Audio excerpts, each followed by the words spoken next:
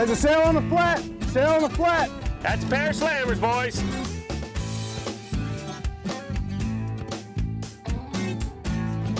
Nice fish.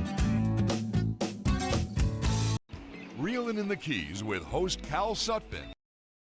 Hey, welcome aboard. We're gonna have a fun day today as we go out species hunting.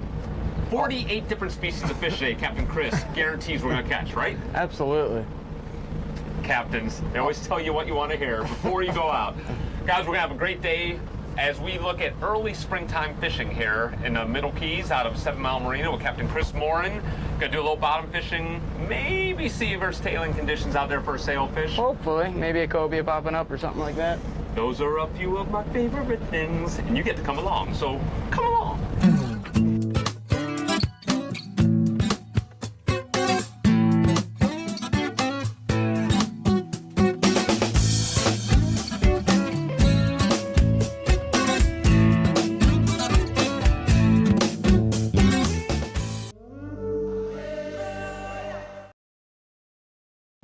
Chris, give me a quick heads up of what kind of conditions we have today, wind-wise. Well, they're calling for about 15 to 20 out of the east-northeast today. Oh, I don't usually go fishing at 15 to 20. I'm sorry. Why not? Because I don't have to earn a living. Well, it's a beautiful day anyway. Nice. And you said where we're going, we're going to be a little bit in the lee, right? Yeah, quite a bit. And where exactly is that? We're going to start with a bunch of patches in the channel and move out and try a little bit of, don't be touching that. Drop Thinking about this GPS machine. No. Head out, try dropping for some bigger fish, some critters, mutton snappers, amberjacks, that kind of thing, groupers. Nice. And during that, you know. I love it. So kind of protected from the wind. Absolutely. At least we're on the lee side of the island. That's what I love about these guys. They'll never take a lot of question marks when it comes to wind and everything. They'll make sure everyone's staying fishing is somewhat comfortable, right? Well, that's the beauty of it. You have the opportunity to go to either side. You can always run away from the wind. There's always some place you can go fishing around here. That's why I love it down here. And it was basically totally rebuilt by Morin in South Carolina in 2004. When I purchased the boat, it only had I think it was 465 hours on it when I purchased the vessel. So basically brand new. Yep, you call it the biggest little boat there is. That's for sure. It rides pretty big. Well, you know, and good way to prove that point is, you know, today 15 to 20 knot winds right here. We're in 2-footers, all dispersed and all on top of each other, and it's been a very comfortable ride so far. I've known Captain Chris Morin for probably going on 3 or 4 years, and even though he's not a stranger to fishing in the Florida Keys, he's been here virtually running other people's boats for years. This is his first opportunity to be his own charter captain, and this is a prime time for people to be booked this time of year in the Florida Keys. And I was lucky to catch Chris on an off day where we can get out with his girlfriend Robin of 3 years now and just really have a what they call a busman's holiday here in the Florida Keys. I get free fishing, he doesn't. It's what I call a busman's holiday. Well, we're out here catching a little bait on one of his favorite patch reefs. Or not even a patch reef, just patches. It's actually a bunch of boilers. Bunch of what? It's a bunch of old boilers. Now that would be illegal discarding of trash. This was a long time ago, Cal, and I had nothing to do with it. How do you know it was a long time ago? Very good point. So, I guess cobia have been showing up even in, what are we, at about 10, 15 feet of water? Right now we're in 25 foot. Don't correct me, it's my show. Okay. 10 to 15 feet of 10 water? 10 to 15. Works out just fine. Nice. Try to keep the waves from hitting the boat, Chris. I got it. Hi, Cal Sutphin here. I think there's a lesson to be learned from these beautiful bait fish that are all sharing the same domicile. I think us humans can learn a little something. Pinfish laughing and playing with blue runners, with threadfin herrings, with grunts, all intermingling. One family, all different breeds. I think we can all learn something from the beautiful bait fish that swim in Captain Chris Morin's boat. And by the way, we are going to slam fish hooks into their brains and fish with them. That's their reward. Blue runner. Oh. Why do you call her Tommy T? Tommy T. I was like, oh, if she could ever come down. Yellowtail. Ooh. So that's 7 species.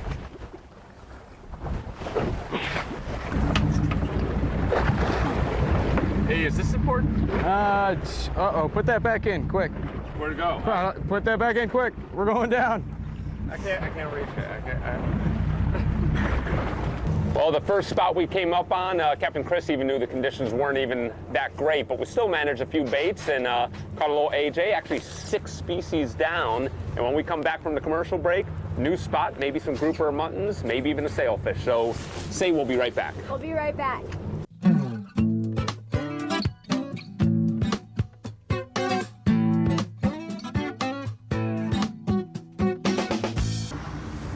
Well, here we are, young Chris Morin starting us this morning in more comfortable water, producing 7 different species of fish, yet the unbeholding keeper fish for the box has not produced fruit out as of yet.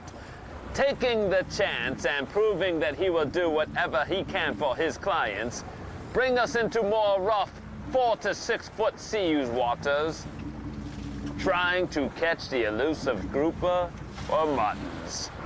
Chris jeopardizing life and limb to do what he can for his client, aka Reelin In The Keys TV show, and his girlfriend Robin putting the muscle on the right correct rod. Stay tuned, we will let you know if his efforts prove futile or bountiful. 40-pound black. Love seeing that. I'll keep the stern there, Chris. You're still in reverse, so I'm gonna pull it out. Okay. Yeah, it's in neutral. I just wanted to shift us around slightly. Boy, Chris, got some weight on there, whatever it is. Those nurse sharks really do pull, don't they?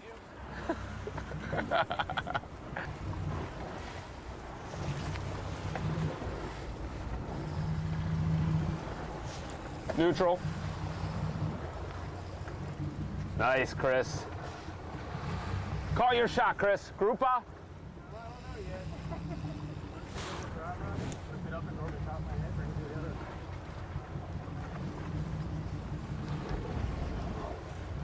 Oh, wait, Chris.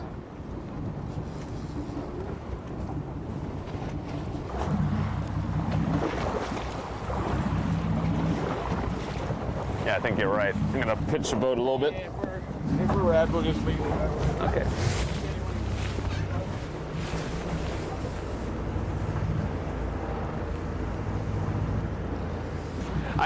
I like to use the blunt handle of the gaff hook because I like to knock them on the head a few times. Subdues them slightly. Come on, champ. Come on, champ.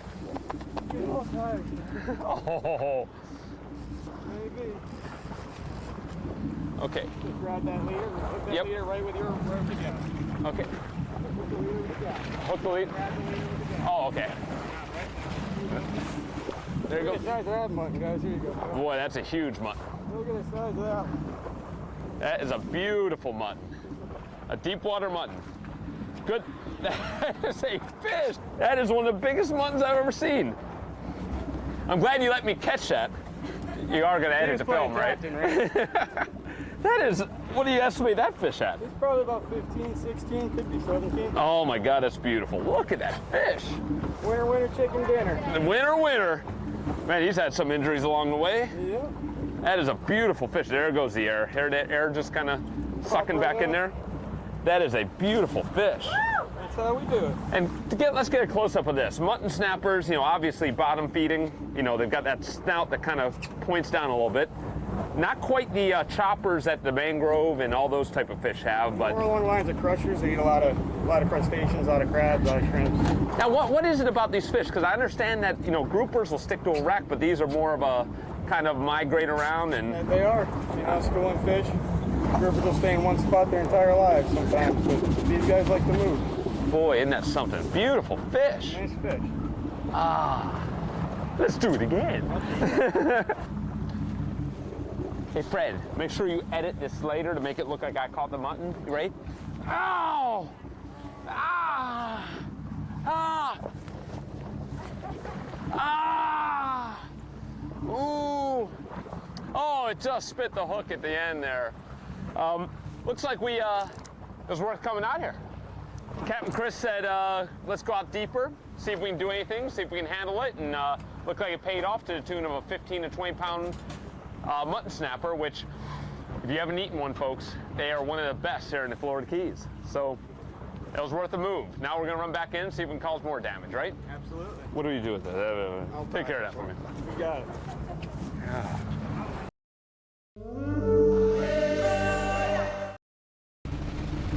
But as we're running, you know, Chris sees a lot of flying fish just shooting out of water, so it's the old-fashioned, could be a sailfish, could be a dolphin, could be bonita.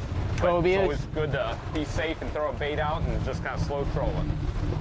And we'll find out. All right, Cal, go ahead and wind her in. You got it. And maybe we'll have another shot at it on the way. Nice. We'll be right back with more Reelin In The Keys. With Cal. With Cal. The man. The man. The stud. The stud. Oh, this is fun. Reelin In The Keys with host Cal Sutton is sponsored by the Saltwater Angler. In Monroe County, there are virtually no seagrass beds left without propeller scar damage. If you run aground, there is a right way and a wrong way to free your boat. If you run aground, stop. Don't try to power off. This only makes it worse. Trim up your motor and walk or push your boat to deeper water. Always boat carefully while navigating shallow seagrass beds. To learn more about how you can help, contact the Seagrass Outreach Partnership.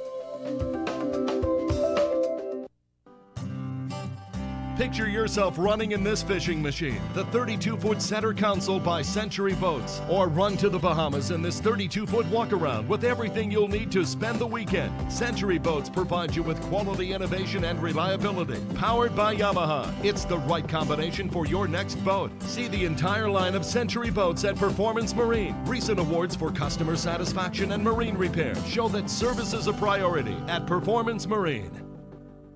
Wow, Key Largo Coffee House is my kind of restaurant. Quiet and cozy. Everyone is so nice. This is sweet. I'm online, Wi-Fi, got my homemade key lime pie to go with my latte. Nice menu. My wife would love a romantic dinner on the veranda. I see they have her favorites. We could have Mom and Dad's anniversary party here. I can't wait to tell them about this place. Or maybe I'll just relax and not say anything.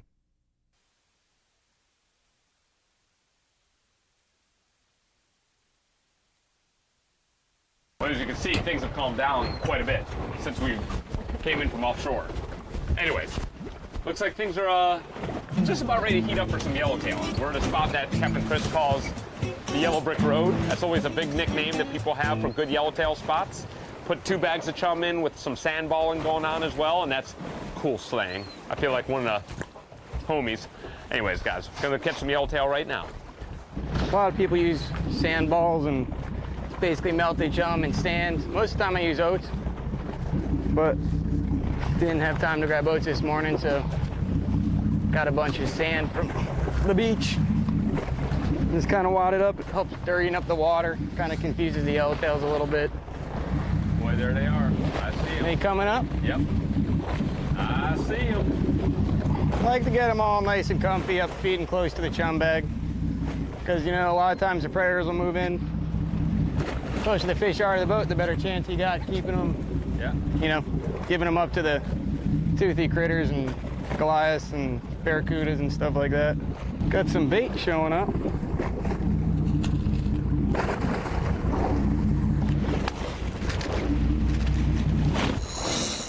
That's that drag, dude.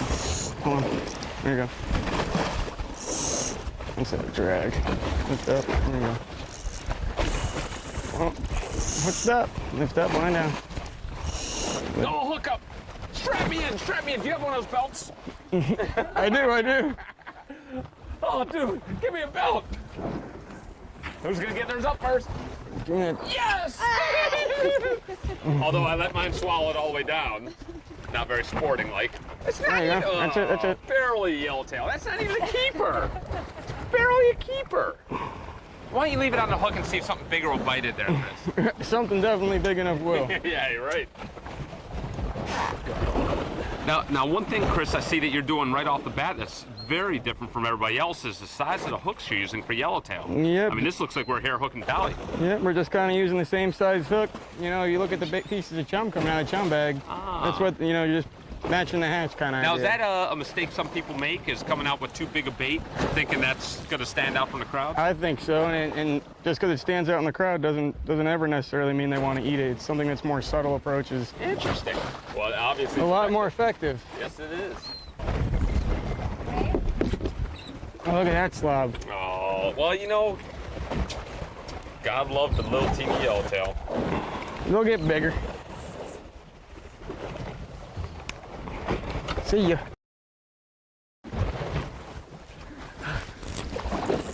Come on, Cal. I could be like Bassmasters or the Redfish Tour. Yeah, that's a lunker. And then when they bring the fish in, they don't just like ease the fish and they go like this. Wow! Boy, Alberto. They do. They let it slam the deck, and then they go. They don't even measure or anything. They just go. Yeah! Oh boy, Alberto. Change it to a red tail, Fred. I guess, Chris, help people out there in Radio Land find their own yellowtail spot. Let's say they don't have the luxury of knowing structure, debris, come into an area that's been kind of groomed. Help people out there find a good yellowtail spot when they're out there just cruising on their own. Well, first of all, I like to slow down and, you know, find that anywhere between, you know, 50 to 70 foot of water right on the edge of the reef. Cruise around and you'll mark your pods of fish and throw your chum bag out, get up current where those fish are at, drop the chum bag in, and if you know there are fish there, the key to yellowtail fishing is a lot of these fish, yellowtails like to eat until there's no food left for them. So if you come back to the same spot and you're constantly feeding those fish won't leave. So, well, at least on the right side of the boat, it's like that. At least at the moment. You may not catch them every day, but if you go back and feed them fish, you're kind of training them to come back and they'll stick around. So it's more along the lines of just consistently staying in the same area, and even if you don't have great fishing, you will have great days and you'll have bad days. Now, it's early April. What about middle of summer? Is it different? Do you go to a different depth when you kind of start fishing, or is it about the same spot? I like about the same depth, to be honest with you. It can change, but I'm kind of a creature of nature, so just kind of stick with the habit. You got it. Capt and Reelin In The Keys will be back right after this.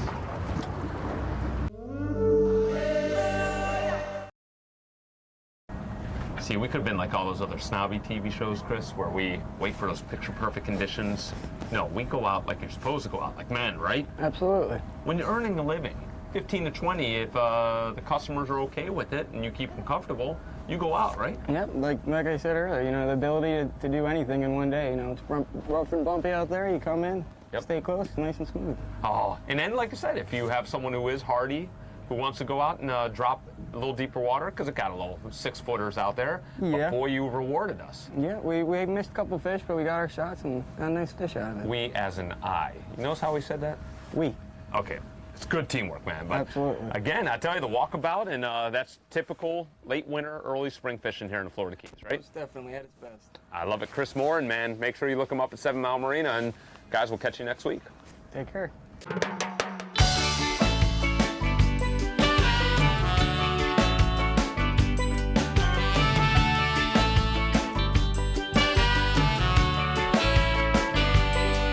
There's a place out on the ocean, ain't on a map anywhere. The captain's looking at the water, he knows exactly where to steer.